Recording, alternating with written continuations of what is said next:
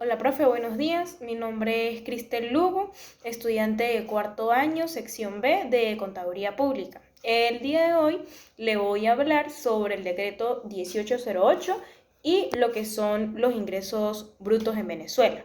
Sabemos que los ingresos tributarios son aquellos que el Estado obtiene a través de las personas naturales, que vendrían siendo nosotros, y las personas jurídicas, que pueden ser empresas o organizaciones, quienes de acuerdo a la ley están obligados a pagar impuestos.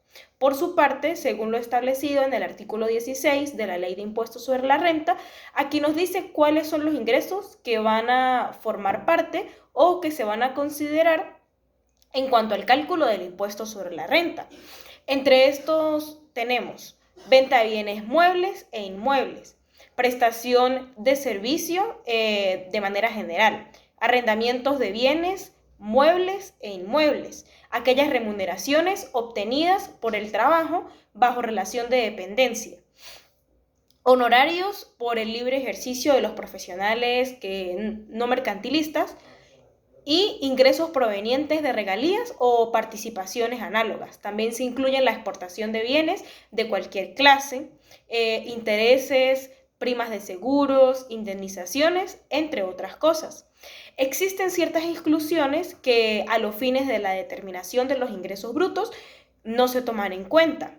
Entre estos tenemos los gastos de representación, los viáticos obtenidos por razón de presentación de servicios bajo relación de dependencia laboral, aquellos enriquecimientos que están sujetos a impuestos proporcionales solo a los fines de la determinación del ingreso bruto global, al que luego de restar los costos y aquellas deducciones se les aplicará la tarifa progresiva.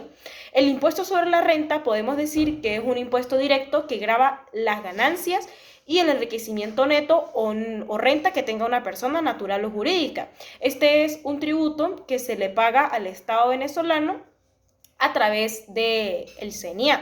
Se declara los primeros 3 meses del año con chance hasta el 31 de marzo de cada año, en base al enriquecimiento neto de los contribuyentes en un ejercicio fiscal, independientemente de cuál sea la fuente de ingreso, que puede ser de fuente territorial o extraterritorial.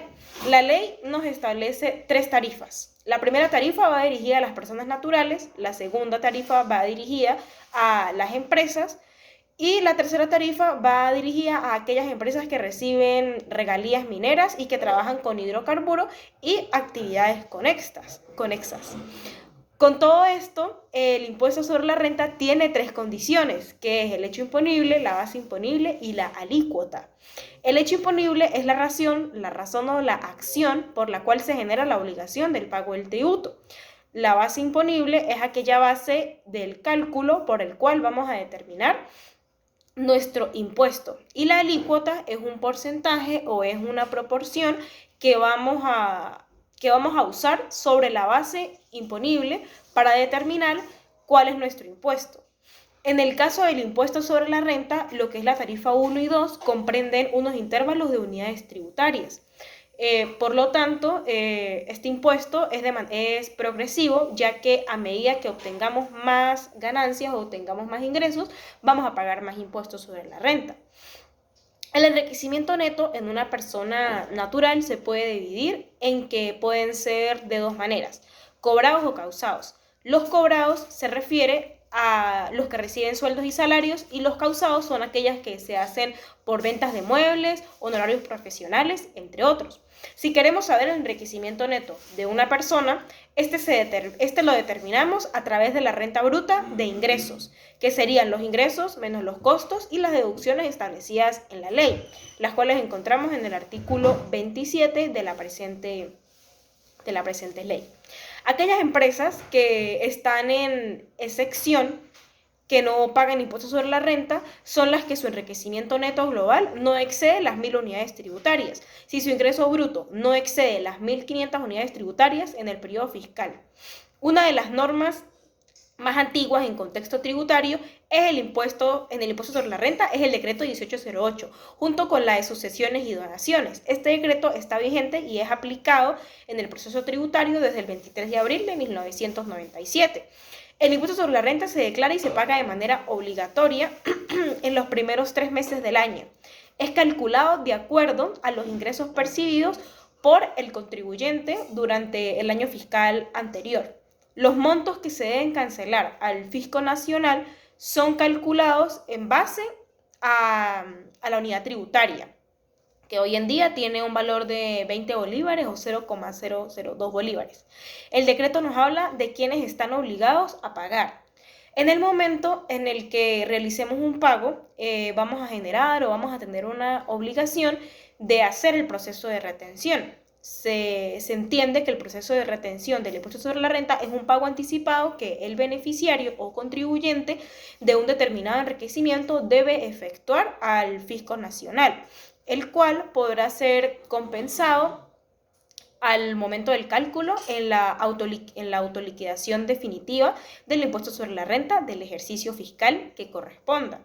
El cálculo de la retención del impuesto sobre la renta se hace a través de un formulario denominado el ARI, el cual es proporcionado por la empresa al trabajador o al empleado de la misma, para que éste lo llene. La retención se hace cuando se hace el pago total o un abono en cuenta. Se sobreentiende que si se hace el pago total, pues el monto se hace sobre esto, y si es un abono, se hace sobre el abono. Aquí se excluyen los pagos efectuados por gastos de representación, los viáticos y las primas de vivienda, porque ya estos están exentos por la ley según el artículo 14 anteriormente mencionado. El cálculo del impuesto sobre la renta se hace sobre la base de la utilidad anteriormente mencionada, que son ingresos menos costos menos gastos. Los asalariados son aquellas personas que dependen de un sueldo, el cual es cancelado por la empresa a la que trabajan, y por lo tanto están bajo relación de dependencia, porque pertenecen a una nómina, y cada vez que se le cancela el salario se le hace una retención, lo que hace referencia o lo que corresponde al contexto tributario a las contribuciones. Estas retenciones se refieren a las conformes a la Ley Orgánica del Trabajo, que tienen que ver con seguro social, seguro de paro forzoso, ley de política habitacional y INSES.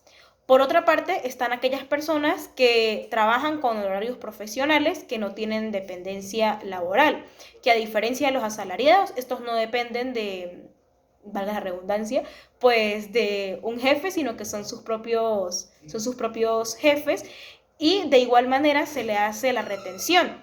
Cada vez que se trabaje por honorarios profesionales, se debe hacer una factura por el monto acreditable a lo que se está haciendo. Teniendo un poco más claro pues este tema, decimos que en el caso de las personas naturales residentes en el país, la retención del impuesto solo procederá si el beneficiario de las remuneraciones obtiene o estima obtener un total de más de 1.000 unidades tributarias. Cuando el beneficiario de las remuneraciones que contrae, según el artículo 2 del decreto anteriormente mencionado, cuando la persona gane más de 1.000 unidades tributarias y sea una persona natural residente, la retención del impuesto debe ser igual al 34% del total pagado o abonado. El decreto nos establece también que los beneficiarios de las remuneraciones deben suministrar a cada deudor o a cada pagador la información en el formulario que edite o autorice a tal efecto el ministro de Hacienda, haciendo esto la totalidad de las remuneraciones que estime percibir de cada uno de los deudores o pagadores, las cantidades que se estime desembolsar dentro del año gravable por concepto de desgravámenes, de no optar por el desgravamen único. Una vez deducido esto, se procede a calcular los ingresos al porcentaje de los ingresos obtenidos. Se le va a agregar lo que son las prestaciones sociales, las utilidades, los bonos vacacionales, entre otras cosas. Y al final vamos a calcular un monto de retención a ese trabajador. Cada vez que se actualice el salario o que se arregle el salario, por así decirlo, se tiene que volver a calcular el ARI, tantas veces como cambie el salario. Calculamos los nuevos montos y aquí se coloca el desgravamen. Existen dos tipos de desgravamen. Está el desgravamen único y el detallado. El detallado es aquel que son los beneficios establecidos por la Ley de Impuestos sobre la Renta.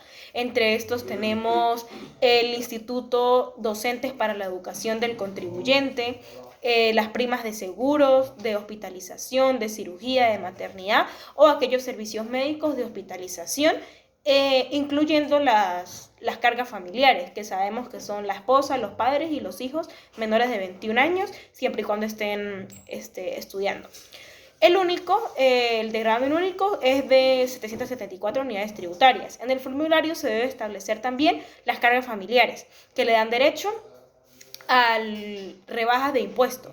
Si tengo retenciones que se hicieron de más en otros ejercicios, deben ser acreditadas inmediatamente en el siguiente periodo.